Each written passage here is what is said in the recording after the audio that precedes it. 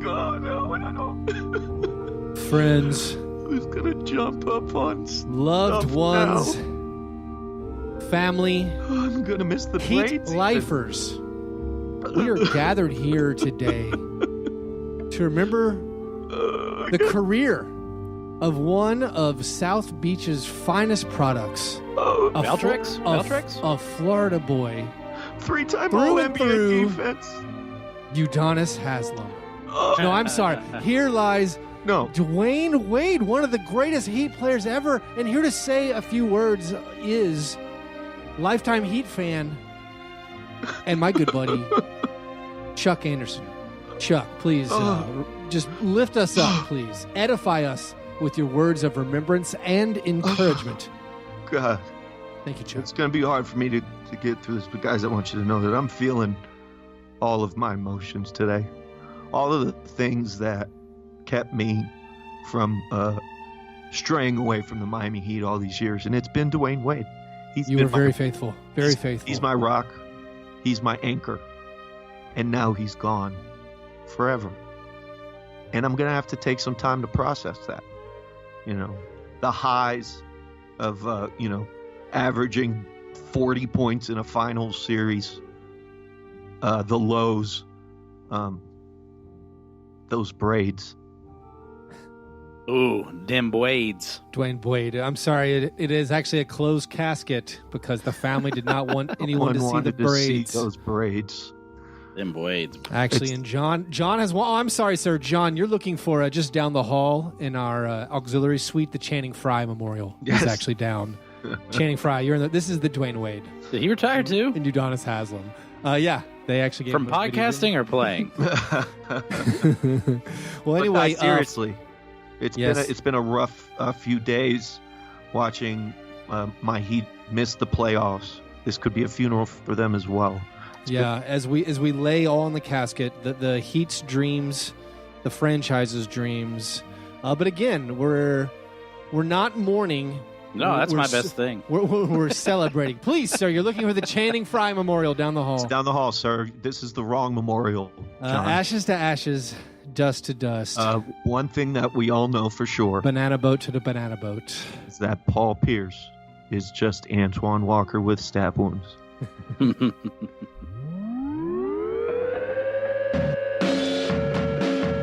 All right, and welcome to Fast Break Breakfast NBA Podcast. My name is Keith, here once again with my buddy John in the flesh, and through the miracle of computer phone, Chuck. Hey now.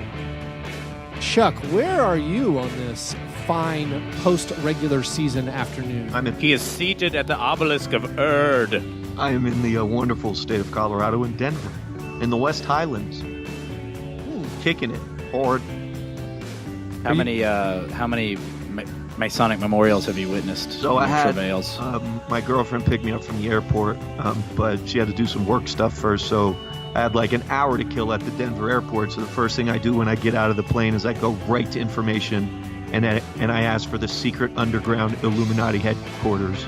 Absolutely. And they were unable to point me in any direction. I think you probably have to have like some kind of catchphrase for that. Yeah. Will no one help the widow's son? No, look, I scraped Reddit for all sorts of information for secret passcodes, winks, and catch. See, Reddit skews too young for this, Chuck. You got to get old. That's where the real. It's 4chan actually. I just said Reddit so you knew something what I was talking about. I know about 4chan. No, I like Japanum animation. The Denver airport is just laid out as one giant phallus with numerous runway phalli coming off folliculars. Yes. Well, there is one thing there that in the Great Hall, which they call in an airport for some reason, no other airport has a Great Hall. Right. That's definitely not an Illuminati or a so there's Shriner type. There's a Masonic plaque. Yeah, that's set up there and has Braille, and a dedication, and there's a time capsule. But it's organized. The first name on the dedication is the New World Airline Organization. That is new world order. Never existed. There's never been one that existed ever, not before nor after the building of this giant airport. And I took some pictures, and then I tried to use the Braille to type in, 42069 to see if there was a code that would open up a gate that let me go to the Illuminati lizard tunnel. I like how the Freemasons went out there and they were like, all right, this is pretty cool. And then they realized, oh, man, we can just start our own cult out here. Yeah. Call it Mormonism. Right. But do you put on the glasses? So, yeah, I typed in a bunch of codes, Kiki Vandeweghe, Fat Lever, and Alex none of English. them worked. Alex English. Yeah. Alex English is always the answer, Chuck. Did you spell Vandeweghe correctly? Of course I did. I Googled it, and I had it on my phone. That's good. But yeah, it was it's a fun experience, and there is a lot of weird stories about the giant blue horse that killed its artists by falling on it, and his son had to complete it. And it's supposed to be behold the pale horse from the Revelations. Oh yeah. While you're in Denver, are you going to go to a Denver playoff game or catch up with Bilderbergian mastermind and Air Force spy Greg Popovich, who's returning to some of his secret bases in Colorado? Who Denver playing in the playoffs? Denver is playing San Antonio. But Popovich is going to be in town. I might be able to catch him. I'm be here till next week, so I'll probably catch a playoff game and then see what's happening in the Mile High City while being exchange grooming mile tips. High. Oh, very nice, Chuck. Well, I got to say, John is on brand for your Denver trip. He is wearing his Nikola Jokic, what do you call that? A T-shirt. Hipster tee? A hipster tee. And also wearing a matching Nashville Predators rainbow cap. I got that gay pride. Yeah, you got the gay pride Nashville Predators hat. Nikola Jokic gay pride hat. You feeling it? And it looks like... See, John, part of removing that from the vernacular is never repeating it. Right. Oh, no. I'm all about the duality of man right now. Just like Private Joker from Full Metal Jacket. I've got it all going on. Very nice. All right, so breakfast. Did you guys have breakfast? John, did you have a breakfast? Keith, can I skip breakfast and talk about lunch? Because it was an odyssey. Yeah, let's. So I did have... So I stayed on keto for lunch. But our worst fears confirmed, prophecy fulfilled. Keith lives right down the street from the finest burger eatery They just in all put it the in. land. They just put it in. I went to Hugh Babies, threw the keto to the wind. I now refer to everything's coming up Burman. Now it's not just podcast day on Thursdays; it's cheat day. Oh, I will be going to Hugh. I will be putting on my workout clothes in order to leave work and say that I'm working out. And we'll actually go to Hugh Babies and then to Keith's house to podcast. By the way, has there ever been a bigger upgrade for you in your life, Keith, than an Applebee's to a Hugh Babies? No, it wasn't even Applebee's. The Applebee's is still there. It was a Subway. Yeah. Oh! They turned a Subway into a local hamburger stand. And they moved all the white employees from the Charlotte Hugh Babies to your Hugh Babies. I was wondering where they all went. They're all there. Hugh Babies is a local fast food hamburger stand. It is an offshoot of the local barbecue legend Pat Martin's brand. Yeah, so it is his. They do barbecue, slow roast barbecue sandwiches and burgers. And on Fridays, John, tell them what they got. Slug burger, yeah. Not a fan. Yeah, I don't. That's not. I think Chuck likes them. I like them. They're incredible. It's like a soy pork beef product, but it was like poor people sliders from back in the day. And it's not bad. It's just I can't imagine not getting the burger ever. No, but that's good. Just if you eat one of those every once in a while, it's great. But the burger by itself, I'm just saying. I felt like I feel like I've been down for like a year, kind of like not feeling great. Right. And that literal restaurant moving in 0.3 of a mile from my house, I was like, I feel like things are looking up now. Yeah, I mean, this is a big life I am change. Walking on sunshine. They even have a little playground for my kids. It's fantastic. That's great. Chuck, what was your breakfast as you travel? I ate 2 egg McMuffins from McDonald's with cheese and sausage. Nice. The Egg McMuffin, the original name was the Fast Break Breakfast. Yeah. A little bit of trivia. Not many people know. Stopped by a gas station, and it was called Fast Break Colorado. Nice. Oh. Yeah. Exposed myself to a woman. I'm sorry, what? At Hugh Babies. You what? Gender neutral bathrooms? Yeah, gender neutral bathrooms. And because of my facade of going to work out when I'm actually podcasting, I'm wearing athletic shorts and a combination of my horrible physique and just general genealogy. When I go to the restroom using workout shorts, even if it's number one, I just kind of drop trowel. At least get my butt out like one of those statues of the little boys peeing. Yeah. And I forgot to lock the door, and some poor lady just came barging in. No knock. No knock at all. That was just a non sequitur. Non sequitur. Expose myself to a woman. Confession. I did. It's like we're just 10 minutes into the show, and then John leans into the mic. His version's exposed myself to a woman. I didn't even yell occupied. She walked in, and she just started yelling sorry, and I just went, That's not good. She was nowhere to be found when I came back out either. Breakfast was a child's breakfast of nice. Dry Cheerios and blackberries. Everybody's on brand today. Chuck with McDonald's, me with the sex crimes, you with the child stuff. Yeah. After our breakfasts, we moved to our breakfast in bed apologies. This is our chance to make right what we might have gotten wrong on any previous episode. I'll go first. Do it. I feel like our show is a little bit locked on Javon Carter.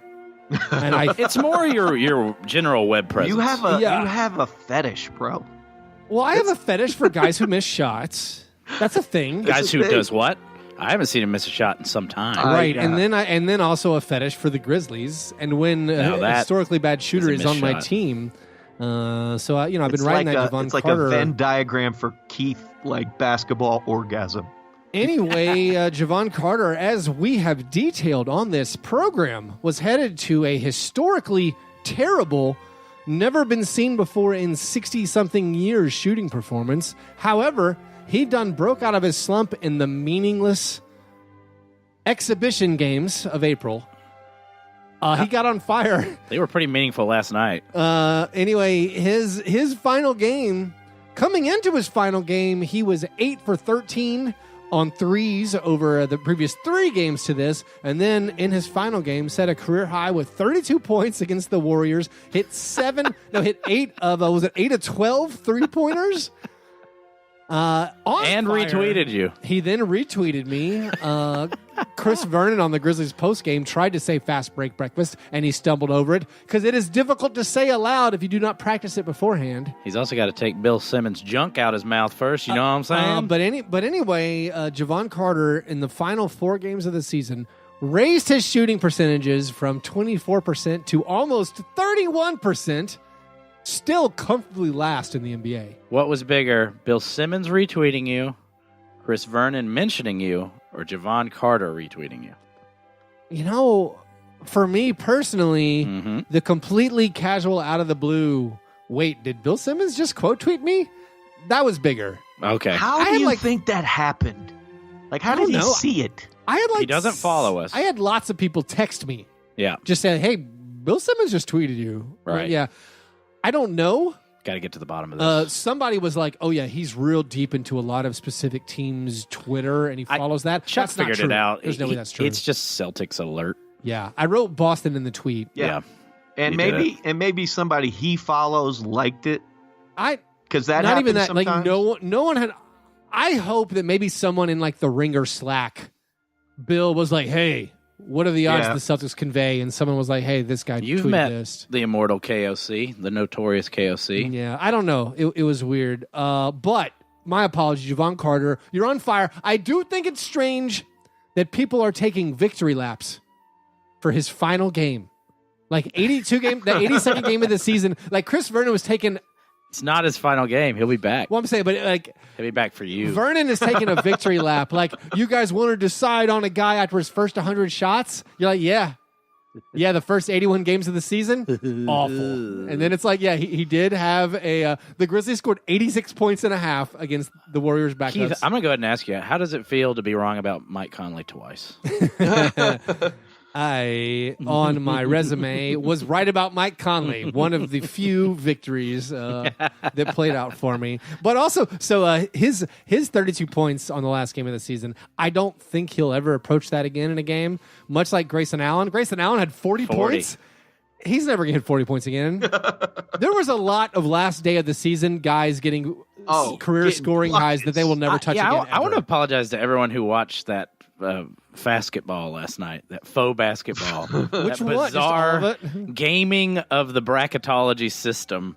The strange, timeouts called to check scores, angle shooting of the system that we witnessed last night. The Timberwolves just gave up a 15-0 run to the Nuggets to finish the game improve their draft position. I actually think Matches Malone just walked over there and just handed off some cash. He might have said, "Here, tell you what, here's some maximum dubage straight from the heart of Colorado. You guys don't need this. You need a better draft slot. Let's make a deal. Why not?" Chuck, you have an apology? Yeah, I apologize because last week something happened, something very fishy, and we've been conspiratorial today. Yeah.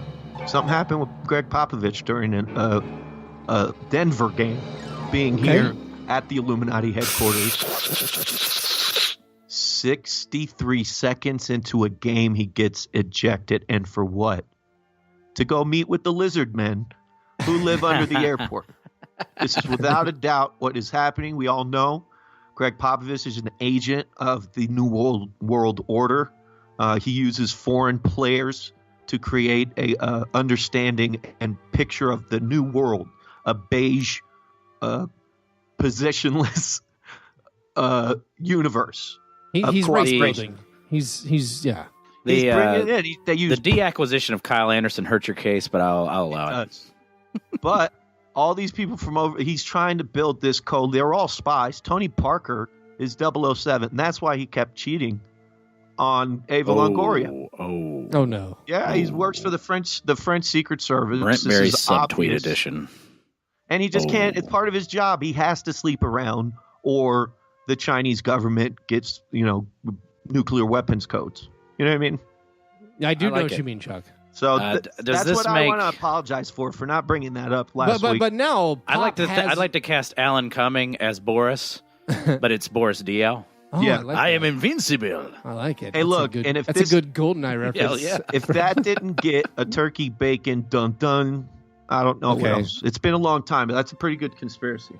That is, it's not bad. And now the Nuggets and Spurs they arranged, for another meeting. Yeah. So they'll have that in the postseason. Yeah. Anyway, those were our breakfast in bed apologies.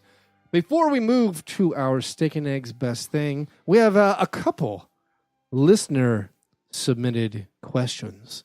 The croissant questionnaire. Any questions? Yes. Are you going to finish that croissant? Knock yourself out. That croissant. Finish that croissant. Counterproduct asks, this is a question for my 6-year-old son. How do NBA players grow tall? It's a stork. A stork brings. What? Oh, how do NBA? Okay. Well, I was saying, I think Chuck, you and I should answer this. When a mommy and a daddy love each other. I was going to say, if this is a question from a 6-year-old, you should answer it for the 6-year-old. Mm-hmm. Okay. You will say from following directions and not crying. Indeed. Ooh. Strong. That's how they from eating their vegetables. Yes. So what's the question again? And napping. How do they grow tall? How do they grow so tall? Tyson chicken nuggets. Yeah. Hormones in the food. Growing, following directions, eating their vegetables, and taking naps. So a thing that I have instilled in my son since he was a kid, I just been subliminally conditioning him, is letting him know that the only time you grow is when you're asleep. I don't think the term you're using is not subliminally. Oh yeah, it's not conditioning. You're just lying, right? You're telling him. You only grow. Well, that's true. But you're not putting it in music, recording it backwards and playing it while he sleeps. You're just telling him, little boy. Yes. Yeah, but that's what I've been doing, and it works wonders. And hey, go take a nap if you want. You'll grow an inch. I do like that. Feeling Minnesota asks. Moving on. Is Dave Yeager, the recently fired Dave Yeager, is Yeager a rotten apple? Yeager's gone? Yeah. I did not know that. Spoiler alert. Yeah, Dave Yeager got fired. Today, then. Is Dave Yeager a rotten apple of a personality? Yes. Or is ownership and front office in Memphis and Sacramento just toxic? Yes and yes. Yes and yes. The world is nuanced. There are shades of truth. We contain multitudes. Got that Hall of Fame nod, and he started feeling himself too much, and he thinks he's a Slavic mob boss. So, in one of the whacking employees. I can't remember if it was the Sham or the Woj tweet, but it listed in a move to consolidate power. I felt like he had the power. Vlade Divac is like, what more power does he want? Yeah. What power are we talking about? He has all of the cartons of unfiltered silk and cigarettes. I mean, Dave Yeager has long clamored he just wants to live in Minnesota. Right. Where he's from. But the Minnesota job is not open. Who wants to live in Minnesota? Dave Yeager. That guy. Dave Yeager is human Mucinex. But he's just he it's effective. What it doesn't really look good, but it's not that effective not either. Bad Wears for off. you, but it's not really if in too much it's bad for you. You but build up an just immunity, enough. and then next thing you know, you're playing Vince Carter over all your young players. Well, so, there was the criticism from the previous season that he was just doing weird things with the lineup and playing these Zebo, playing Matt Barnes over a bunch of guys. This year, there still was some discontent, it seemed, in Sacramento with the playing rotations, but he was playing his younger guys, and this team was a smashing success. Their over-under was 26. They won 39 games. They were in the playoff race up until March. He's been their most successful coach. Yeah. I mean, since the Rick Adelmans. Yeah. It's wild. And the 1 year where it felt like momentum. Now, I get it. There was that time he screamed at Buddy Hield for shooting. Yeah, wasn't great. And that may be a thing. There might Dame be some Lillard beef running to the defense. Dame maybe, Lillard maybe don't shooting his God, his Dame Lillard, opinion. leader of men. I loved it. So, he knocked him John, down. since you were unaware that Yeager got fired, you're probably unaware who the reported lead candidate is. Would you like to take 3 guesses? Peja Stojakovic. No, good guess. Undead Drazen Petrovic. No, good guess. Zombie Drazen. All right, I get one more. Let's go. Henry Bibby. One. Well, that's a good. Here's your hint. Tom Thibodeau. Here's your hint. Good guess, Chuck. He's currently coaching another team in the state of California. Luke Walton. Luke Walton is the reported front runner for the Sacramento Kings job. Luke Walton is the coach of the Lakers. This is good stuff. Can we not talk about the Lakers? Yeah, we can skip that. Anyway, those were our croissant questionnaires. We got a packed full show, so we can't spend too much time there. But if you want to submit your own question to be answered on air, you have to become a Patreon supporter. You do that at patreon.com/fastbreakbreakfast. And right now is an incredible time to sign up for the Patreon because hell yeah. just debuted. Well, back for its second year. What? You got to hurry up, though. The Stone Cold Locks Playoff Challenge is back. And that's the bottom line. This is a game created by Patreon user Jonathan Brodhog. Sorry, I don't know how to say your last name. It doesn't matter what his last name is. That's right. Chuck, you're crossing the streams. That's The Rock. I know. You're playing. We got 2 roles here. Anyway, so this is a pick the results of the playoffs challenge. The winner of this challenge will receive a gift certificate to the NBAstore.com plus a prize package from the prize cabinet. It will include some NBA collectibles, some basketball cards, unopened packs, of course, and of course our admiration. To join, all you got to do is be a Patreon supporter. It is completely free to play for our Patreon supporters. So I'm saying this is the time to do it. And you know what, Keith? If you join at the $8 or up tier, you join the Producers Produce tier, now called the Ian Carmel Former Producers Produce tier. We got to start out with the Solkowski brothers. Hell yeah. Sam Wilkinson. Oh, hell yeah. Joe Yoder. Hell yeah. Tony Solicito. Hell yeah. Matthew Rutkowski. Give me a hell yeah. Jacob Potter. Your credit card got declined. You need to re-up that thing. Give me me a hell yeah. A-Lock Bot, hell yeah. Chris Howell, you insurance selling son of a hell yeah. Varaf Naraman, hell yeah. Damon the Mon Rangula, oh, hell yeah. Two Steve Weisers for Damon. Joshua Herbertson, hell yeah. Ryan Darling, you know good. Trust fund, baby. Give me a hell yeah. And the one, the only, kissing Vince McMahon's, you know what? Brian Morning, why? Give me a hell yeah. That's the formerly Ian Carmel-helmed, producers produced here. Rest in peace, Ian Carmel. You've gone on to bigger and better things, but we will remember you like that one Sarah McLachlan song. Yeah, so if you want to support right now, play the Stone Cold Locks Challenge. And again, if you want to play for money, there is an optional buy-in. You know, some people like that little extra juice on the game. All you got to do is send it money to Keith Parrish's PayPal, but do not spell his name wrong. Yeah. Also, do not do it with a fee. Oh yeah, because that's friends and family, dog. John, Keith's very friendly. John bought in for $14.17 last year instead of $15. Is that me? Just try to work out the PayPal. Keith and I have a sordid history with PayPal. Yeah, John's not very good at some technology things. Although I think he also uses it much like he uses the broken phone excuse. I'm just a simple man. But I am but a simple cave. Right now, if you go to our Patreon page for our current Patreon supporters, if you go over to the Patreon page, you will see the post there a couple times. Fill out that Google form. Get your picks in by Saturday before the playoffs start. If you want to buy in. Patreon's popping off. Oh, yeah. If it's the Blazers can get through the first round, there will be so much Blazer Boy content. I heard a rumor that there was a tape segment of Blazer Boy dunking basketballs on young children taped recently. Oh, that sounds like what? My kind of content. But that segment won't get through unless we get some more patrons and the Blazers also, can go a little further. We, I believe, add like $40 to our Patreon. Dear God, please don't. Not that many. Don't do it because we have to start doing the video podcast. We're building out the studio, but we gotta fast track that one. Also, I'm not sure I want people to know how ugly we are.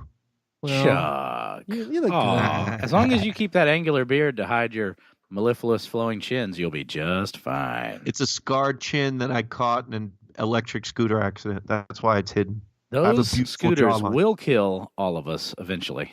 Yeah, the jawline of Odin. All right, so support the program, patreon.com/fastbreakbreakfast.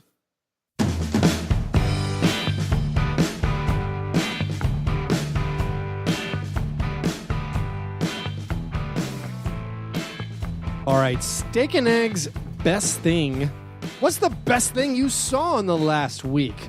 I don't know. 30 in the last home game, triple-double in the last game of your career, in a game that doesn't matter, and you're chucking it like Kobe. But it was a beautiful ending to the great career of He did subtweet Kobe. Cleophas Wade. In the post game. Did he? Because like Is he talking about Dirk Nowitzki? The sideline. Talking about Jamal Crawford? The sideline reporter was like, "You don't want to go for 60," and he's like, "No, I don't play that game. I just always try to play the right way." What? Yeah. For the Bulls, he means. Yeah, right. Yeah, that's my best thing too, Chuck. Add you, Dwyane Wade. Get out my basketball. Get out my basketball, you old guys. Let's let the news. So shine he had a triple double in his final game. He didn't score 30 in his final game, did he? He had a triple-double in his final game. I think he scored 22. Yeah. Dirk Nowitzki had 30 in his final home game. Right. Oh, that's right. Final home He's game. the oldest player to score 30 points in a game, eclipsing Michael Jordan. Oh. That record also, may last for a while. Also, old guys doing stuff. Did you guys know that Jamal Crawford became the oldest player in Dirk's final home game? He became the oldest player to score 50 points. Also, didn't he do that last year too? Michael Jordan. Jamal Crawford is now the only player to have scored 50 points or to have a 50-point game for 4 different franchises. And he did it off the bench only since 1983-84. Only 9 players have scored over 43 points off the bench. What's that song? Dinklage, Peter Dinklage. Game of Scones Skype Phase Edition. 9 players have scored 43 points off the bench since 1983-84. Can you name them? Actually, strike that. Jamal Crawford is one of them. We're looking for 8 names. 8. 1, 2, 3, 4, 5, 6, 7, 8 names. One person has done it twice and will be worth 2 points. The oldest. Chuck. That's a combination of John and Chuck. Got me. Chuck, you are going first. This is a player who has scored over 43 points or more coming off the bench. This is hard. This is very hard. How old again? One more time. The last 36 years. How old? The oldest? No. This is period. Just guys who have come off the bench. Okay, so just any age. A lot of these guys are well-known sixth men gunners. Yeah, I have my first guess, and which Trick, Chuck will take, and then 2 of them don't normally come off the bench. All right, go Chuck. Manu is a fine guess, but it is incorrect. He's the captain now. The Somalian pirate, Captain Lou Williams. Lou Williams is correct. Good job, John. Wait, I thought we already said Lou Williams. No, dude, we said Jamal Crawford. Jamal Crawford doesn't count. Yeah. They might as well be the same. It is very understandable having them confused. Like my wife can't differentiate Michael Douglas and Martin Sheen.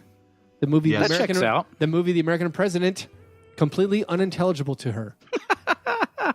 For years, I couldn't tell the difference between Kiefer Sutherland and Jeff Bridges. Oh, same thing. Yeah, same thing. All right, Chuck, would you like to make another guess for a 50 point or 43 or more points off the bench? Man.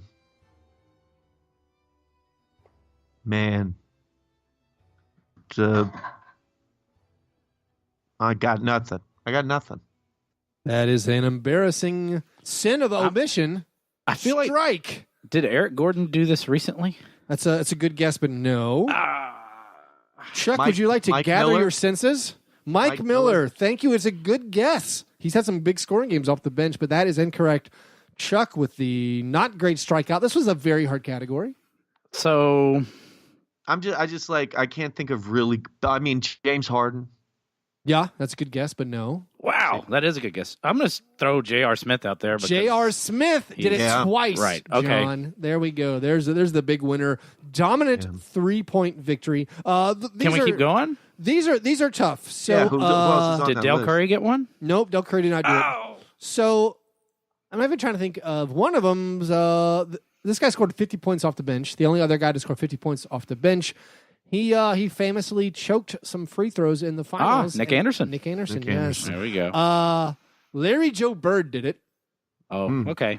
Allen Iverson did it. Okay. All right. These are cheaters. Yeah, I but think these this are like late one you career. might. Give me a hint. I remember feel like this game. I love 6 men. So this guy was part of the all-time greatest league pass team, but did it while being on the Portland Trailblazers. What is the all-time greatest league pass team? That is a very subjective, tricky. Right. it's the Timberwolves. I consider the 2000. Kevin Love Rubio? Kelly Dwyer said this recently. Okay. The 2001-2002 Los Angeles Clippers, perhaps the greatest league pass team. And he did it for whom? He did the it Blazers? I believe he did it for the Trailblazers. This man wore his braids tighter than Dwyane Wade. Darius Miles. Yes. You lobbed that one up for Chuck, and he swatted it. This guy did it. This guy is a well-known gunner. Had many seasons where he averaged over 20 points per game. A funky-looking shot, and also, much like Bojan Bogdanovic, this guy was over 6'7", played over 1,000 minutes in a season, and only blocked 1 shot. That's not Sean Marion, then. Not Sean Marion. Nope. Kevin Martin. Kevin Martin, well done, Chuck. If you get into these details, Chuck and this guy won 6th Man of the Year for the Bucks back in the day. Ricky Pierce. Hey, Ricky Pierce. All right. So you guys cleaned up on the rest of the Chuck, guys. what happened at the beginning there? Well, it was hard. He came out on fire. Can I be honest? The edible kicked in. That's all right. That's fine. I will say, I mentioned him, Bojan Bogdanovic, who did get his 1 block. He still is the only player over 6'7" to play over 800 minutes with just to play over 2,000 minutes with just getting 1 block. The other guys, I will not make you guess this. This list is just funny. These are guys who are 6'7" or taller who played over 800 minutes, which is just a randomly selected number by me that seemed to get off the riffraff. who only blocked one shot or fewer. Kevin Martin, Eric Piatkowski. Oh, my. Someone named Henry James, who played for the Hawks in 1997. He also wrote Tropic of... well-known author. Sasha Vujicic and Jerry Welsh. Jerry Welsh popping up again. Jerry Welsh coming back up makes me pretty happy. Where were we? That was someone's best thing. My best thing, I'll go into this since I've just been listing off arguably boring lists. Our negative fantasy league, the iShop International Stackhouse of Pancakes League for pride and glory. My best thing is not just that I won, and in a way that hurt me. Not that I fended off the 33 other competitors in the gigantic 34-team league, but just the joy that it gives me that we have a negative fantasy league. It really is an amazing thing that I should love more than I do, but I hate fantasy. But I wanted to recognize since we haven't had an Ishvorp update in a while, these are just the top 20 negative fantasy basketball players. So the formula for our negative fantasy league is kind of confusing, but it mainly boils down to you get points for playing minutes, you get points for missing shots, you get points for committing fouls, you get points for committing turnovers. So the more you play and the more you miss shots, the better it is. You lose points for making shots, getting rebounds, steals, blocks, assists, whatever. So these are the guys who played the most minutes while doing the most bad things. Coming in at number 20, Nick Batum. Number 19, Josh Hart. Number 18, to begin our run of people who appeared on the Memphis Grizzlies this season, Wayne Selden. 17, Wayne. DeAndre Brimbury. 16, most negative fantasy points, Chetty Osman. Fun year for Chetty Osman. A lot of points. 15, Josh Jackson. 14, Darius Miller. 13, who I believe this guy was the second overall pick, Wesley Matthews. So he at least paid that off. 12, Dorian Finney-Smith, who I wrote him to the final. Bruce Brown Jr., which surprised me. Who he play for, Chuck? Okay. Yes. OKC? Yes, OKC. No, sorry. Detroit Pistons. Anyway, 10, Patrick Beverly. That's a Monte man. 9, Josh Okogie. 8, this man was the preseason number 1 based on our projections, Kevin Knox. 7, Mikal Bridges. 6, current Memphis Grizzly Avery Bradley. 5, former Memphis Grizzly Garrett Temple. 4, current Memphis Grizzly Justin Holiday. And our top 3, Austin Rivers, Terrence Ferguson coming out of nowhere. T-Ferg. And you guys know who finished 400 points ahead of anyone else in negative fantasy this year? Number 1, going away, massive, massive lead over everyone else. Think lots and lots of minutes, not many shots, plenty of fouls. Marcus Smart.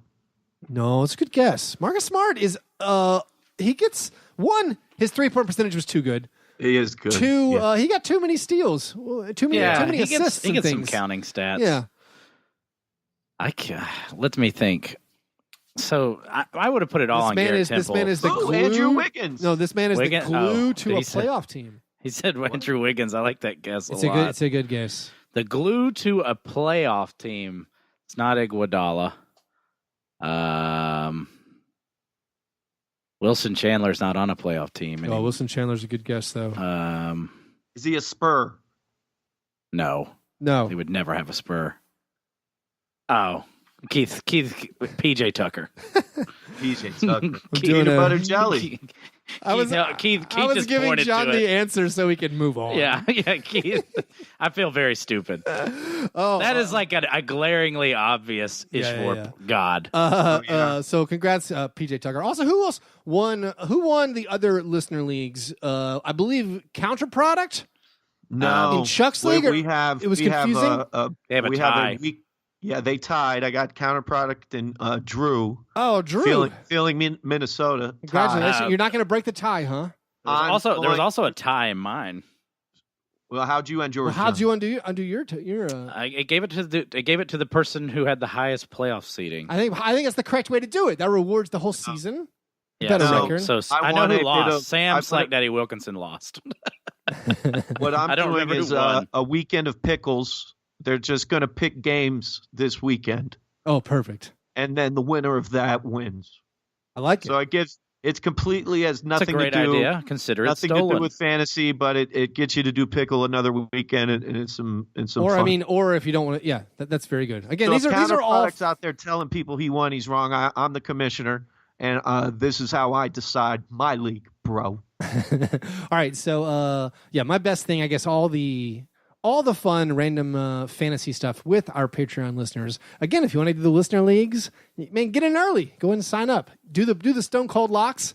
And get in line for the fantasy leagues for next year. John, did you do a best thing? Oh, my best thing is literally the no more Dwyane Wade and Dirk Nowitzki stuff ever again. All right, so let's do the opposite of steak and eggs best thing. The cream of wheat worst of week. What is the worst thing you saw? To put it simply, yes. The jockeying for position. Bickerstaff gone! Bickerstaff gone! Bickerstaff gone! Okay, We're back guys, at the best. We're back in the steak and egg. Guys, enjoy the rest of the day. Is Chris Wallace gone? Chris Wallace has been demoted. What? What's happening? Go back to the steak and eggs. Holy. Go back to the steak and eggs. That's not real. Oh. Hang on, I got a periscope. Is he going to eat spaghetti less? Keep going, you edgelord. Tell me more. Don't tease. Don't do that. Chris Wallace, sorry. tell me more. Recording, bro. So just before this, Wallace had said Bickerstaff was returning. So is this a reversal of fortune here? Am I Jeremy Irons? Tell me I'm Jeremy Irons. The Grizzlies dismissed Coach JB Bickerstaff and reassigned GM Chris Wallace to a scouting capacity. Glory, glory, hallelujah. Yes. Let's hire Baker. Let's bring Yeager back.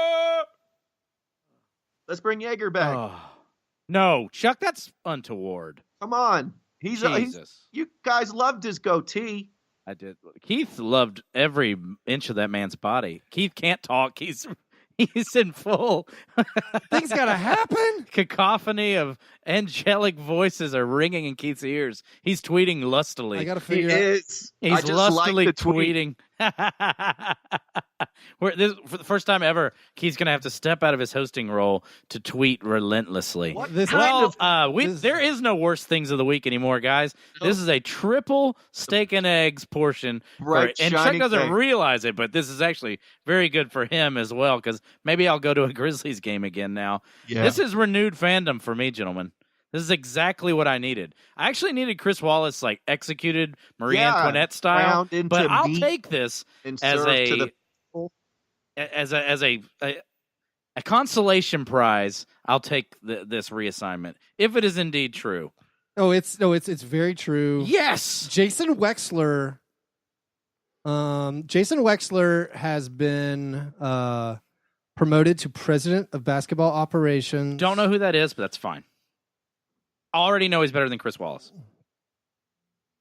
You could have said Jerry Wexler. All right, so we are here recording right now. I've just gone live to Periscope. John Burr's here. Hold on, let me put my pants back on. Okay, John, can you take over the camera duty here? Yes, here we go. All right, so we're recording live right now. The breaking news that Chris Wallace is not fired because that man has all the dirty deeds, all the dirty secrets. Reassigned to a scouting capacity in the front office. So we were just doing our cream of wheat worst of week on our show for anyone watching on Patreon.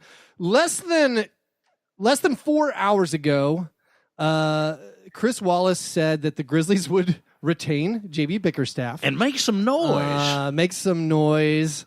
He said that... Wasn't that like a slap in the face to Mike Conley saying, I don't want to just make some noise? Right, so... hubris. In the Athletic piece by Peter Edmonston, where Mike Conley specifically spelled out he wants to be on a contender, he wants to win a title, he no longer just wants to make noise in the playoffs. And then today, when Chris Wallace was asked what the plan is going forward, Chris Wallace said, I can't tell you what the plan is. What? But we're going to try to make some noise. What? So once again, the very discouraging Grizzlies Media Day played out with Wallace saying all the same kind of annoying things. How about them meatballs, Chris Wallace? How about them meatballs? Go have a nice Italian dinner.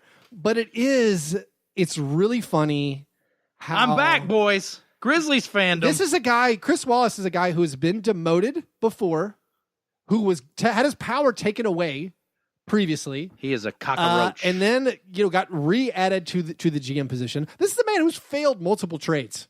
Yes. They failed the Dylan Brooks, Marshawn Brooks trade. He failed to get the fax semantic fail for the OJ Mayo trade back in the day. Can't work a fax machine. If you follow us, you know that we haven't been huge fans. I do want to. Keith, are you going to re-up your season tickets now? Oh, hell yeah! I'm back. Who are we going to hire? Anyone is an improvement. So, JB Bickerstaff fired. So there was a push on Grizzlies Twitter on the last day, and one of the SB Nation Grizzly Bear Blues wrote some stuff about how we're being too quick to dismiss JB Bickerstaff. What? Well, they called him a rookie coach, which I think is weird. That's not true. Like, he lost a game by 70 points last year. Chuck just opined we should have hired Stackhouse. Hard disagree. So we lost Jerry Stackhouse to the Vanderbilt Commodores. Anchor if down. They would have had any foresight, if they would have done this a while ago. I mean, it is hilarious. Their season ticket renewal deadline was last Friday. Fools. I mean, I guess they could have made money counting stacks. I guess you wait till this season is over. But I think so. JB Bickerstaff, we saw what he did with the full roster at the beginning of the season. He didn't know who to play. He started Chandler Parsons. He never learned who to play. He had Jaren Jackson on the bench. He had Shelvin Mack led the team in minutes. Yeah. Kyle Anderson was on the bench. You had all those the JaMychal Green, Shelvin Mack lineups, which killed games. They blew a lot of games, but it doesn't matter. I'm glad the guy's gone. It's a mess. If you fire JB Bickerstaff, I think obviously you can't keep Chris Wallace, because this is the guy who's hired all these coaches, 3 coaches in the last 5 years or 4 years. I'm in such poor physical condition that the camera is trembling from holding it this long. Yeah, so I mean, much like I'm Chris excited. Wallace's So stomach lining right now. They have raised John Hollinger into a senior advisory role. I don't know what John Hollinger does with the Grizzlies. I know he scouts. I know he weighs in on stuff. He invents stats to make Shelvin Mack look valuable. I do know that he argued in favor of keeping Tyreek Evans after the trade deadline last year. He made arguments kind of belittling second-round picks, and I don't know how much of that is just him being a company guy and like putting out the PR campaign. So like, I don't know to be excited that Hollinger's higher. And this could just be a fall guy. They made Chris Wallace the fall guy because people like us want that. That's a perfect fall guy. But that's correct a good use PR of fall thing, guy. man. We've had Chris Wallace being rolled out to us to tell us, I'm just happy. Like our goal this season is to win 50 games, make the playoffs. And then halfway through the season, our goal this year is just to convey the pick, make sure we don't finish in the bottom 8. And now you finish in the bottom 8. You're like, well, we liked what we saw with DeLon Wright and Jonas Valanciunas. So I'm glad all that happened. First ever live croissant query. Yeah. Oh, okay. And the return of Tixie Mista. What? Welcome back, Texas. How will the Grizzlies manage without the steadying hand of Chris Wallace at the helm and the rotational brilliance of JB Bickerstaff on the sidelines? He did throw in his own answer. Impossible. But what's up? Shout out Texie, I missed you. I know you can't hear me in the Periscope. I don't know I miss you. Chuck is exalting Taxi's return. So I don't know who the coaching hire would be. Like, who would they seek out? Dave Yeager's not coming back. Have you a pulse? You're hired. Right. I don't know who they would possibly. I'm going to continue using the second person until we rehire Hubie Brown. That sounds great. Let's end the Periscope. We'll keep going on the podcast. But yeah, I don't know, John. Who would you want to get? Like, who would be your first choice? I would take the beautiful, the talented, the one and only. Anyone from the Spurs coaching staff suggestion. Becky Hammond, come on. Oh, down. yeah, sure. That'd be great. I don't know if she's beautiful or talented, but she comes from the Spurs organization, so I'm betting she's both. Tori Messina, he's available. Yeah, I don't think we're going to make any kind of splash like that. I mean, I don't know who you would get. What about Kakosoft? Kokoskov. I mean, Igor's done a very poor job. Give me David Blatt back. I'd take Blatt. Are the Maccabi games over? Give it to me. I'm trying to find out. So as we said earlier, if we get Tyronn Lue, will LeBron come to Memphis? Jason Wexler was like the president of business operations. Let me do this.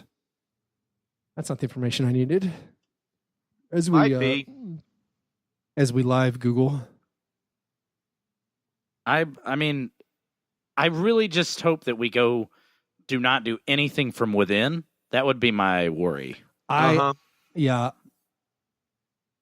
I agree with that completely. So yeah, Jason Wexler has been like a business president kind of guy. Everyone speaks really highly of him in the Grizzlies organization. I know everyone likes him. So they promoted him to team president, which oversees both business and basketball. Zach Kleiman, who is the he's the I'm loving all these names. He's the Robert Duvall. Why would you he's a consigliere. Business and basketball. Robert Duvall. He's the executive VP of basketball operations now.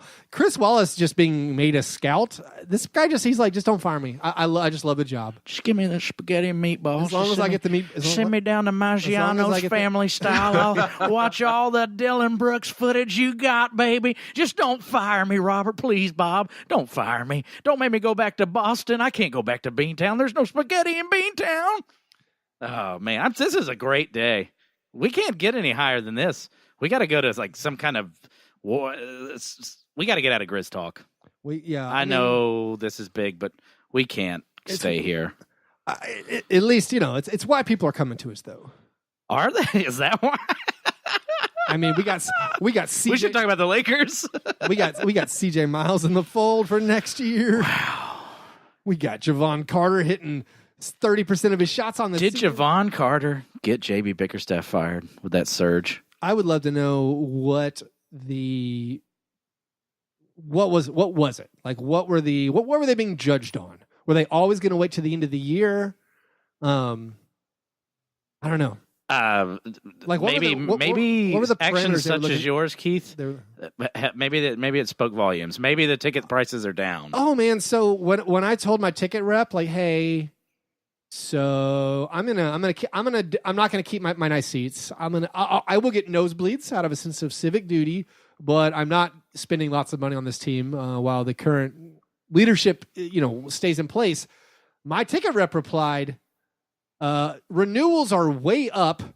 We haven't had such high renewal rates like this in years because of all the positive changes people see. Which I was like, what? I couldn't respond. But anyway, yeah, no, this is wild. Yeah, we can get out of this. We'll that was an exciting moment for me. I refuse to do any kind of worse thing this week now. My pulse is racing. Nothing can knock me down. Let's move. Who has a worst? Chuck, have you done your worst? Yeah, well, I had one, but I had to sit here and not talk for 5 minutes because of Periscope. You forget I'm just sitting here just grunting and yelling obscenities. You're great. That's your hype man position, though. It's me as a hype man. It's when you're not in the studio, you run that risk. I know. It's my fault. It's my fault I wasn't there for JB Bickerstaff. Should we have a funeral? Is this a funeral show? Let the sun shine in. The sun shine in. Yeah. I'm glad he's dead. Yeah. I'm glad he's dead. This is welcome. Good times. I was gonna. I might save the over under update for later. Let's talk about the playoffs. Can we get to the playoffs? Let's get to the playoffs. And you know what I want to do? I want to look at them odds. Oh yeah. Let's look at some series prices. Chuck, I want you to guess who is favored in one series alone that is close. Well, two. Who's favored in the Oklahoma City Portland series?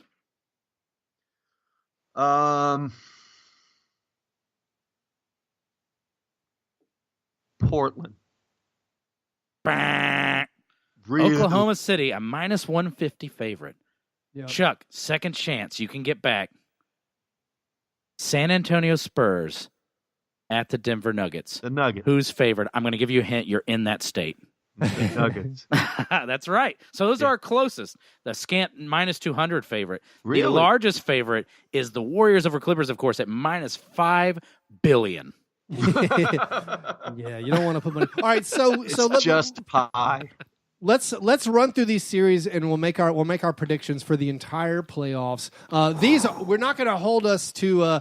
These will not necessarily be our picks for our Stone Cold Locks when we're trying to win the respect of our listeners. But the 1 seed in the East is Milwaukee Bucks, minus 10,000 over the Detroit Pistons. We all, I assume, have the Bucks winning. How many games you got? Chuck, how many games you got? Milwaukee over the Pistons. Sweep? Johnny Boy? Sweep. Yeah, I got a sweep as well. Toronto Raptors are playing the suddenly upstart Orlando Magic. If you want to bet the Orlando Magic, that's plus 800. That's not that good of a long shot. I mean, 8-1. You could see Terrence Ross like drinking some, Jaguar hormone to power up for a revenge series. He could score, are unidentical but Kawhi's twins. probably going to lock him down. Yeah, this is my other sweep. So you got a sweep here as well. I have 2 sweeps. So we have the spoken. The Raptors lose all their first playoff games. Yep. Is that over? Yes, that's very over. I'm thinking history is a thing. Canadians are very polite. They don't know how to just truly sweep, so they have to give that first game away. Marc Gasol will hold Vucci Maine to under 20 points, and the Raptors or they're will not sweep, allowed to eat. and I will kill myself. They'll probably sweep them, but I'm going to give them 5. I gave them 5 in my Stone Cold Locks picks. All right, I'm so Chuck in 5. I'm going sweep as well. I think this series is probably the one I guess people are most interested in the first round in the East. Nets Sixers. Yeah, Nets Sixers. You got Sixers at a minus 800 favorites as the 3 seed. This is the JJ Redick home and home series. He living in Brooklyn. Who cares? Commuting to the Sixers. How many games, Chuck? How many games do you have? I assume the Sixers over the Nets. Although there is reports. I'm worried. Elton Brand has mentioned that perhaps is that gamesmanship? Embiid. It seems like gamesmanship. It seems like Embiid might not be ready for game 1. But Chuck, what's your prediction for that series? Hey, if they don't have Embiid, then that's an issue because Brooklyn can score, and they might. I'm more worried about Brooklyn just throwing that zone out. Sorry to talk over you there, Chuck, but no. But I'm building in an Embiid kind of conditioning series, so I got the Sixers in 6. All right, Sixers in 6. John, I don't think they're gonna, kill them if for them if they can bring them on and not have to play them big minutes against them. Probably get big leads early with those. I don't have the balls to take the Nets, but I'm not saying I'm going to say Sixers in 7 because I am that worried. I think it's a big coaching mismatch between Brett Brown and Atkinson. I think the zone that the Nets are unafraid to run out because they can't really. Here's the thing. That zone works for them. They can't guard anyone, but the Sixers don't have anyone to guard. Yeah. The zone should work against the Sixers. I think it's like an applicable and an excellent defense, and I think they're going to steal some games. And so the Sixers and Nuggets are the 2 teams I'm rooting for the most, and they're the 2 teams I have the least confidence in. So I think that zone's going to be very effective. I do too. I think the Sixers are very vulnerable. Right. I got them in 5 games. Yeah. I don't think the Nets are the team. You're probably right. I don't think the Nets are the team to pressure them. That's my half-assed. I think the Nets could be frisky take where I didn't even have the balls to do it. So the Boston Celtics have stumbled through a pretty embarrassing season for them. But they've stumbled to glory. This is a great matchup. They're still massive 7-1 favorites as they're the 4 seed. With home court against the Indiana Pacers, who I think played 500 ball over their last 42 since Oladipo went out. They kind of tailed off there at the end. Do you think this is going to be a series? I feel like this could be a really good series. No. So what do you got them in, John? I'll take the Celtics in 5. Celtics in 5. Chuck, what say you? I got the Celtics in 7. Okay. Yeah, I think. So you really think you think Bogdanovich is going to continue carrying the Pacers to glory? That's Matt Moore's third-team All-NBA Bojan Bogdanovic. Is that real? That was real. Really? You played yourself, whoever you are. Matt Moore, man. I got. I was just playing earlier about Smart. Him being gone is a thing. So I don't think the Celtics are the same machine without him, and they're going to suffer. So they're going to have to grind it out. I think they got Indiana's got the length and the rim protection to give them problems if their shots aren't falling. So I think 7 for the Celtics. I think Horford will wreak havoc on the mind of Miles Turner and Sabonis. Like, I think this is exactly the type of matchup he will really enjoy. I think the Pacers are going to have an incredibly hard time scoring on the Celtics. I just don't see it at all. So sorry, I just blacked out. What kind of man lets his coach and owner do media day and then fire him? That's really pretty awful. I mean, like, I'm real happy the Grizzlies made some changes, but why are you letting them do media day at 11 a.m.? Were their answers wrong? We have Magic Johnson, the owner. Maybe their answers were wrong. Were their answers wrong in media day? I mean, I do think someone asked, like, Bickerstaff, what do you think you need to improve on? And he's like, not much or something. I got this. Anyway, Pacers, Celtics, again, like, I feel like the Celtics should be super vulnerable, but just not this team. Like, them missing Marcus Smart, that's a big deal, but I feel like their talent has got to rise them above. I think I'm going to go with the weird Celtics in 6 that close out in Indiana. That weirdness. Let's go second round. We all predicted Milwaukee will be facing the Celtics. Celtics, yeah.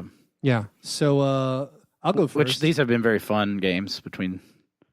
Yeah. I think I got the Bucks. And this is literally, I don't know if I'm overrating Marcus Smart, but I'm gonna go Bucks in 5 over the Celtics. Okay. I'll go Bucks in 6. Okay. Similar reasons. I just feel like the entire not Jason Kidd experience and the way the Bucks are comprised actually wreaks havoc on the Celtics, because they have to answer Giannis in the paint, and then the shooters will be wide open, and all the length on the wings is not going to be enough for them to stop him for 7 games. But I do think they'll steal a few. What's your Bucks Celtics second round prediction? I got the Bucks in 5. John, if you were setting a line for Bucks Celtics right now, what do you think you'd be? Like minus $200 or minus 250? Minus 250? Yeah. That's like, I feel like this is going to be an incredible series. I do feel like I trust so much just the fact that the Celtics have Kyrie Irving. I think Jason Tatum's going to step up. I think Al Horford's going to step up and be a mess for the Bucks to deal with. Like, I think this Celtics team, it's not going to stun me. It's not going to stun me if the Celtics make the finals. I'll be surprised, but it's not going to like blow me away. I think like they have so much talent they can do it. But yeah, let's look. The other side of the bracket would be Raptors Sixers. Right. Chuck, who are you picking in a Raptors Sixers and how many games? I got the Raptors in 7. I like it. I'll also take the Raptors, but I'll take them in 6. Yeah, I'm gonna go 6.5. Yeah, it's up there. Like, I think the Raptors are definitely the better team. I just worry. Makes me sick. I just worry about the Raptors. Yeah. I hope that Kawhi is just gonna take over. I hope that Marc Gasol can be a steadying hand. I'm really down on Brett Brown and Jimmy Butler and the way the Sixers are put together. I just don't like. Yeah, I think the Sixers are just, they don't have that depth. Nothing would please me more than for Embiid to go insane and dunk all over Marc Gasol. Bucks Raptors Eastern Conference Finals is our prediction. Yeah. Who do you got, John? Give me some Raptor news. Oh, you got the Raptors. Take the Raptors. The Raptors in How 7. many? In like 7? Yeah. Oh, winning it in, what's it called? The Fiserv? Whatever the Bucks arena is. The Mecca? What are we talking about here? Chuck, what's your Bucks Raptors prediction?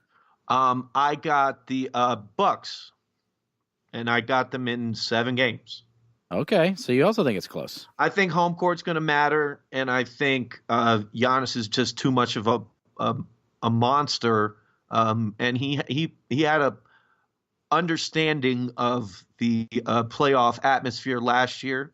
He's going to thrive in it this year, and I think this is the one where his dominance over Kawhi. Well, Kawhi's great. Kawhi's his coming. dominance is gonna. I'm going with the best player, and I'm going in 7. Give me the experience of Kawhi. Give me the better built team and the healthier team of Toronto in a hard fought series. I just feel like Kawhi will be able to take Giannis out of enough games to win a series. I'm glad you mentioned health, John. It's huge. Like we don't know kind of the issue of Malcolm Brogdon. Like what's he been? George Hill's been playing strong, but he also gets banged up all the time. Yes. Ursan Ilyasova, it's kind of a question mark. I got Toronto. I think Toronto's in the finals. I'm with you, John. He's I'm on sorry. my side. Maybe we are both just so enamored with Mark the Shark. We want Marc Gasol in the finals. You know what's happening. I think his team. I think that Raptors team is built. It's built for this. It's built for the postseason, man. Absolutely. It's built for the postseason. I think they're gonna collapse on Giannis. You're gonna have Kawhi and Pascal Siakam, guarding them. He's gonna make it tough. Yeah, what were we gonna say, Chuck? Yeah, my theory is this whole roster is built to superpower the superstar. All these shooters surrounding him, they have length for defense. He could shut down Kawhi if he wants to. He's that dominant on defense. And when he's motivated, and I've seen his literal sociopathic side against the Miami Heat when they came down from 20 at halftime to beat us by 16. He is an animal. Yeah, but the Heat suck really bad. No, they have all the length. They have all the length they need to bother him, and it did deal, nothing though. to him.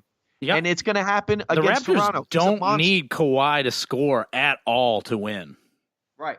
So you can take Kawhi out of games. If you take Giannis out of games, that's a team that's 12 points worse. I don't trust the experience of the other guys on that team to step up.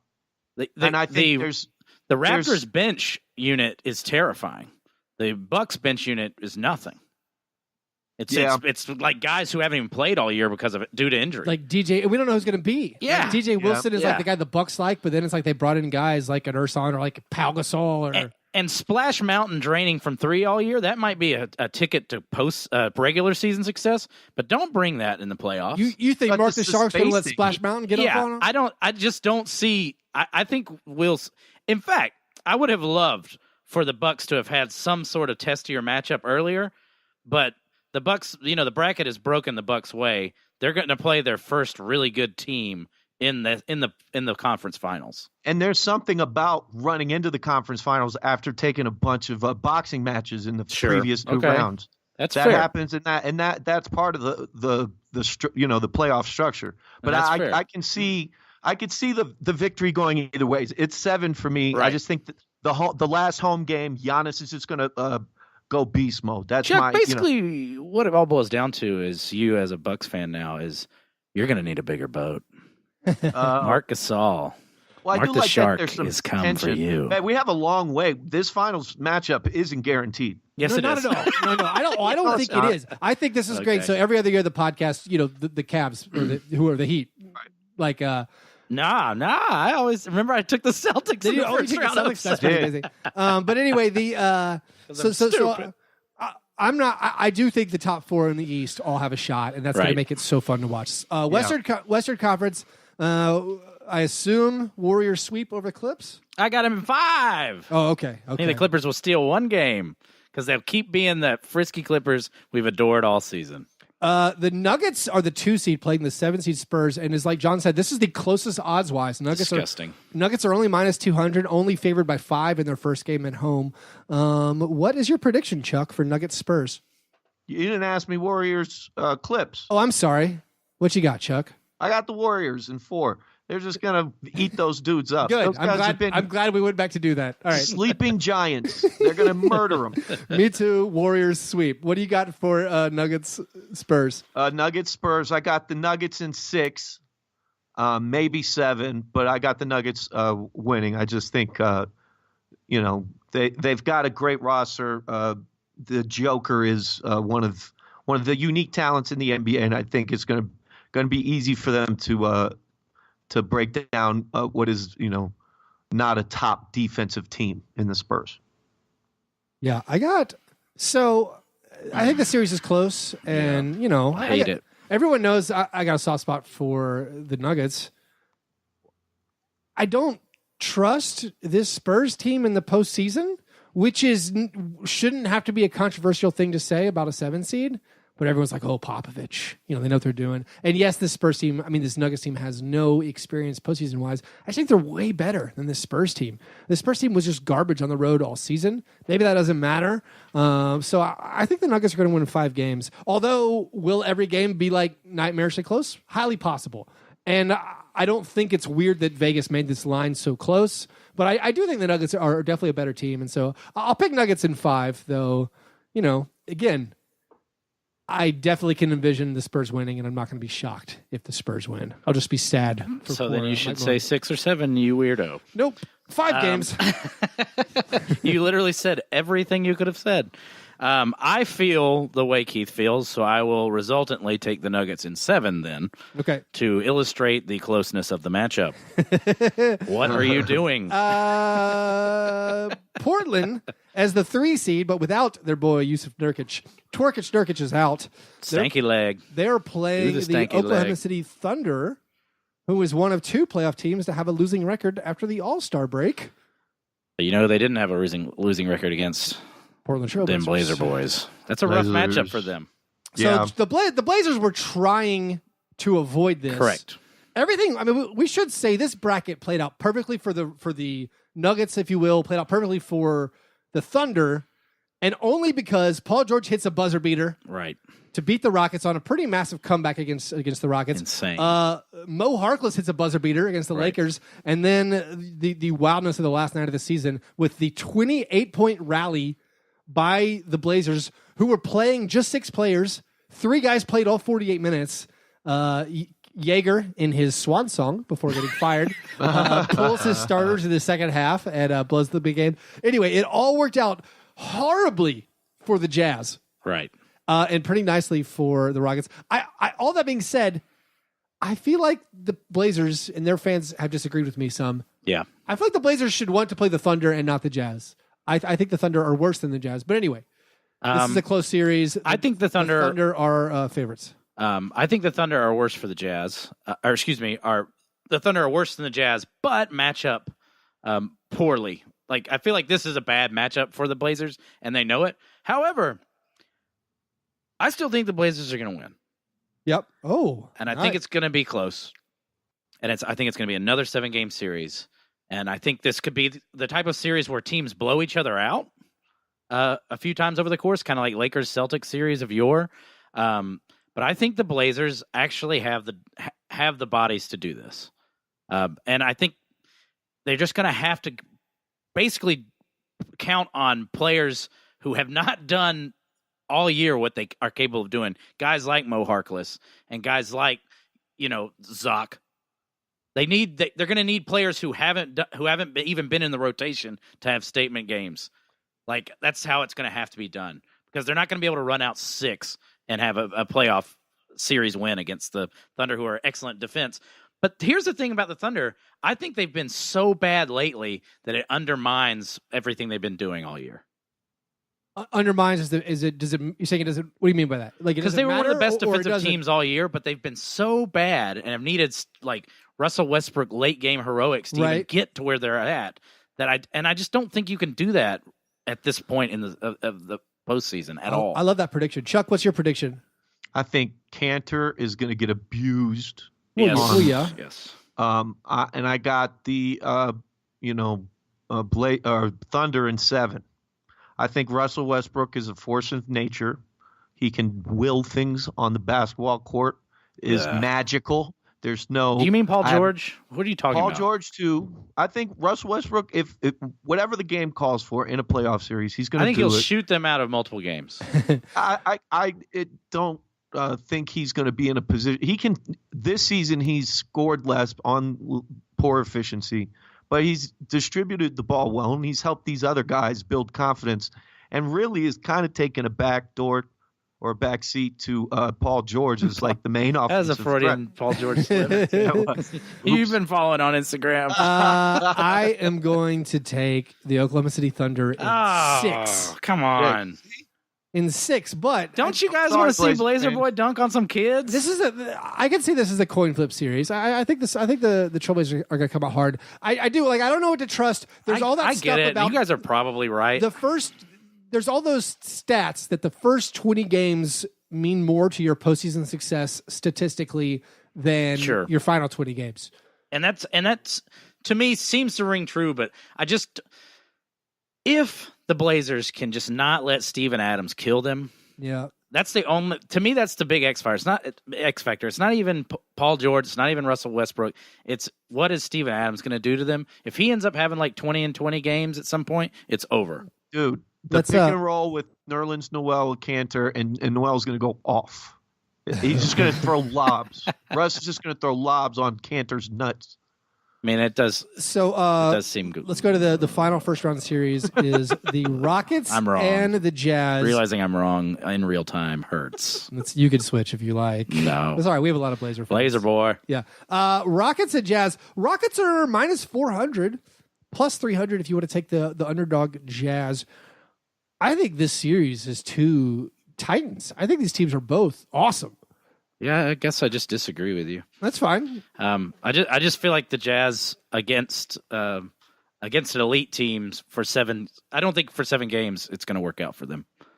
And I also don't think you can stop James Harden from scoring. So you need to outscore them. And I think that's what they're incapable of doing. So I think the Rockets should be able to run away with this one in 5 or 6. And I'll go ahead and say 5 to put a point on it. How's that? Sorry, I got distracted by Chris Wallace again. Whoa. Is he tweeting at you? No, he didn't. Let it be that. I'm going to put my phone down. Yeah, he's like watching a movie with your girlfriend right now. Yeah. Are you on Etsy? What are you doing? What are you doing? Get off Pinterest. I got the Rockets in 7. Okay. I do think the Rockets are the better team. Right. I think they're the second best team in the West. It's a weird thing to have over that 4 seed. Like Donovan Mitchell can't have one of his games where he is a terrible shot. Like he can't have one of those or they're going home. Yeah. Like they can't afford it. Yeah, I want to say he's going to have. I think it's gonna be a really exciting series. I mean, just one of these. I mean, it's gonna come down to some crazy foul calls. Yeah, screaming. Rudy Gobert can't play in this series. Like the game they want to play is not the game the Rockets are going to run. Yeah, I mean, he seems like he could hang out there with Capella, but like if he's been exposed in this pick and roll series. Yeah, he cannot hang with Capella. Yeah, so I mean, he's going to get ram jammed on. That was all about draft last year, playing those draft games, getting Capella and all those matchups against. Dude, this is the nightmare scenario for the Jazz. It really is. Like this is not what they want at all. The Jazz would have been better with the Warriors than the Rockets. Maybe this is just a nightmare scenario. The Jazz blew it. They are Robert De Niro and Copland. You blew it. Any of these matchups, I'm taking the Jazz. All of them. And the sad thing is the Jazz... Not except for Warriors. We've praised them so much because they made the second round of the playoffs 2 years in a row with completely different squads. They could have done it 3 years in a row, but they just drew the... All they had to do was drew the Rockets. Get in a scenario where you can grind it out and play your game against any of these teams who would have had to do it, except for the one team that can force their will at any time because they have unstoppable offensive forces. All right, let's blow through these final ones. Did we get Chuck? Chuck, what's your Rockets Jazz prediction? I got Rockets in 7. Oh, okay. just like me. I think you guys are crazy, but we could be. I'm also usually all right. wrong. So then we have Warriors up against. All of us chose the Rockets. Yeah, Warriors, Rockets. What do you got, John? I got Warriors in 6. Chuck, what about you? Warriors in 5. I'll go Warriors in 7. I want it to be close, but the health concerns of the Rockets. If they rear their heads, it's over. And mine is Utah is physical, and they're going to come in there bumped and bruised. Right. Yeah. And that's going to be a rough series. Could be some Grayson Allen, Chris Paul tripping, playing some nut bashing. So the thing to watch in this series is DeMarcus Cousins getting played off the court, and then how does he respond when Coach Kerr doesn't put him in the fourth quarters of games? Oh, that's the greatest XYZ factor you've ever done. Yeah, this is I have my things and I unzipped his pants and put it on the table to watch Playoff Boogie. Playoff Boogie. Almost as exciting as playoff canter. Oh man, Keith got his stuff in just then. All right, the next round is Play your game. John, you got Blazers versus Nuggets. Yeah. That feels like a perfect matchup for the Nuggets, but Blazers have that playoff experience in their backcourt. What do you got? They have that playoff experience. They're playing like an 8 seed. Well, let me keep showing it off. Blazers in 7. You have Blazers in the conference finals. The Blazers Blazer in the conference finals.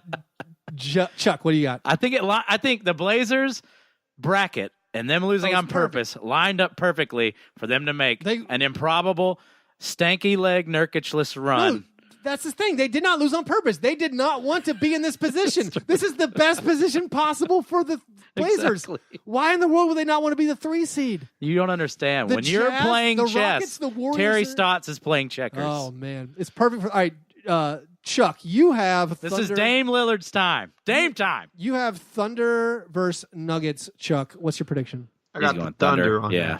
Oh, Thunder. Chuck is correct. So Chuck is correct. I'm sitting over here wanting to watch Blazer Boy dunk on 7. kids. I got him in 7. You got him in 7, and so I'm going to take the Nuggets in 7 over the Thunder. Man, if the Nuggets go to the conference finals, guys, I'm going to be moistened. It's going to be... If the Nuggets go to the conference finals, I might move to Denver. All right, so conference finals. John, you have Warriors Blazers. How many games Warriors? 4. All right, Chuck, you have Warriors Thunder. How many games Warriors? 5. I have Warriors Nuggets finals. Warriors in 4. The West bracket is not going to be interesting. No. In the conference finals. No. All right. If it's Oklahoma City and you got Durant, Westbrook, and it's just going to be passion, anger. Yeah. That'll be fun. That's what we need. Our NBA finals. A thing I've never guessed correctly ever. Oh, you're really bad at this. Yeah. Really bad at this. Actually, no, I got it right last year. How am I? I'm pretty sure. I don't remember, but I'm pretty sure we all picked the Warriors last year and they won. Yeah. So probably. Anyway, but there was a while there I was picking Cavs, Warriors, Cavs, and I was wrong every time. Yeah, I never picked the Cavs. And all right, so Chuck, you and me are predicting Warriors Raptors. What's your how many games and who wins? I did not say Raptors. Oh, I'm sorry, John. You and me are the Warriors Raptors. Yeah. John, how many games? 4. Warriors over Raptors in 4. Yeah. I have statement performance. I got Warriors over Raptors in 7. Wow. I hope you're right. I think whoever comes out of the East is going to bloody and bruise our reigning champ, and it's going to take him a second to adjust that how good they are. I like that narrative quite a bit, and if I hadn't have written all of these downs in advance, I would be shifted. But Chuck, I can't sway. I can't be swayed. The favorite in the East is the Bucks. You have the Bucks going against the Warriors. What's your prediction? I'm predicting an epic series. Yes, because we have Giannis, who is probably the most dominant athlete we've seen since Shaquille O'Neal. Absolutely, butcher ball rollerblading his way through the finals. It's going to go 7 games, but I got the Warriors squeaking it out. That's great. So Chuck and I both thinking a 7-game finals. I think it is going to be like that. I really do. I think the Warriors. The Raptors won their last 2 games against the Warriors. So, I mean, I would love for that to happen. But I feel like we're going to get dialed in last game. Because this Warriors team, as we know it, is gone. This is it. Yeah. Right. This is last run. So I think we're going to see fearful, like first Alien movie, pure killing machine, Ian Holmes spewing milk everywhere, frightening efficiency. If the Warriors have any form of injury, that. they got some issues. Like if Iguodala gets tweaked again, which he's been he's been hurt before. Like and he's old. This happens to him. I feel like they definitely don't. They definitely don't have the depth, but they do have the. Okay, the Warriors can beat you like 4 different styles, and I don't feel like many teams can say that. That's fair. No, they have the Durant game. No, they're very good. The Thompson and the game. Yes. Yeah. But I think Golden State's defense is a step behind than years past, and they're not going to be able to be as effective in keeping Milwaukee from scoring, and Giannis is going to go. Milwaukee won't be there. He's going to play 45 minutes a game. Yeah. Oh, that's amazing. I think here's what I'm betting on, guys. A Warriors one last ride, glory, blaze of glory go out. Real quickly, wrapping up our par fadeaway into the ice shop because we got to shut it down. Chuck's computer is dying. This 10% left. This you got tons of time. Chuck puts us on a clock. This Grizzlies firing threw our whole show into arrears. Anyway, International Stackhouse of Pancakes Award this week goes to the worst performance in a box score. We have a few honorable mentions. Tobias Harris, 3 for 16. Travion Graham, 4 for 17. Blake Griffin, 5 for 18. Our 3 nominees, as they occurred in the dramatic order I have picked. Better not be what I think it is, guys. Don't you dare. I don't know what. You worried about Dwayne? Don't you dare. No, he's sorry. He's off the hook. He's good. Wayne Ellington, Beef Wellington, in a win against the Grizzlies, a win that cost me several $100 as the Grizzlies blew. Keith, you can't let that get in here. A 22-point lead. 1 for 11. Wayne was trying to help. He with us. 1 for 11, 7 points, 2 boards, 2 assists, 2 steals, a turnover, 2 personal fouls. Jeff Green in a loss to the Celtics. 2 for 13. 6 points, 5 boards, 3 assists, 1 block, 2 turnovers, 0 personal fouls. Perhaps try. Ken Sane Clown Posse in a loss to the Warriors. 3 for 19. 7 points, 2 boards, 3 assists, 1 steal, 1 turnover, 2 personal fouls. The answer is KCP, 3 for 19. That is terrible. It's only the second game this season where someone has attempted at least 19 shots and hit 3 or fewer. I can't imagine someone overtaking. Congratulations to Contavious Caldwell-Pope, who turned down a trade to the Bulls for Jabari Parker, apparently. Has turned down money, trades, anklets. He's done it all. Yep. Par fadeaway, 30 seconds. What do you have, anyone, John or Chuck? I can't wait to root for white centers on both sides of the bracket, boys. It's what I do. Nothing like a swarthy Euro. Oh, man. Chuck, what are you looking forward to? I'm looking forward to seeing what happens and maybe having some weird upsets. There's a couple computer models I've read that gives the Magic a 41% chance of beating the Raptors in round 1. That would be glorious. Could be upset alert. I have the Raptors destroying them, but sometimes we don't know things that computers do. And I read on CBS that there was a weird bubble there. That's interesting. I will be very sad for Raptors fans and our boy Marc Gasol. By the way, I heard this. I cannot handle that. I heard this in Memphis. Someone told me, because we went over how Marc Gasol, gave up $1 million trade kicker, is paying way higher taxes in Toronto, right. So losing a lot of money. Someone in Memphis told me that like a week before Marc Gasol got traded, he was talking about the front office and said, "F these mother effers, I'm out of here." So anyway, I've said that at almost every job I quit. Yeah. Literally, it's like F you. Shout out power listener Drew Mishka. And we did not mention it until the 90-minute mark of this episode. Magic Johnson said, "F these MFers." That's what he said. Thanks, you guys, for listening to this Jeannie, episode. love your body, Larry, but I'm gone. Play the Stone Cold Locks Challenge. Join us over at patreon.com/ Fast Break Breakfast. If you listen to, say 4 episodes a month, you owe us $1. So might as well give us that $1 at Patreon and come play the Stone Cold Locks Challenge. I want to preview a Ground Chuck episode. Me and John Burr in the next week or so are going to sit down and we're going to go over my feelings about Dwyane Wade and LeBron James, an overview of my the Ground Chuck no one asked for. That's right. You'll get. I like that we'll get... But we're going to get into details letters from of how weird it is. Text from a scorned Heat fan return. That's right. In year 5. That's perfect. If you want to support the show, again, patreon.com/fastbreakbreakfast. You can follow me on Twitter at fastbreakbreak. Like us on Facebook and on Instagram. You guys are the best.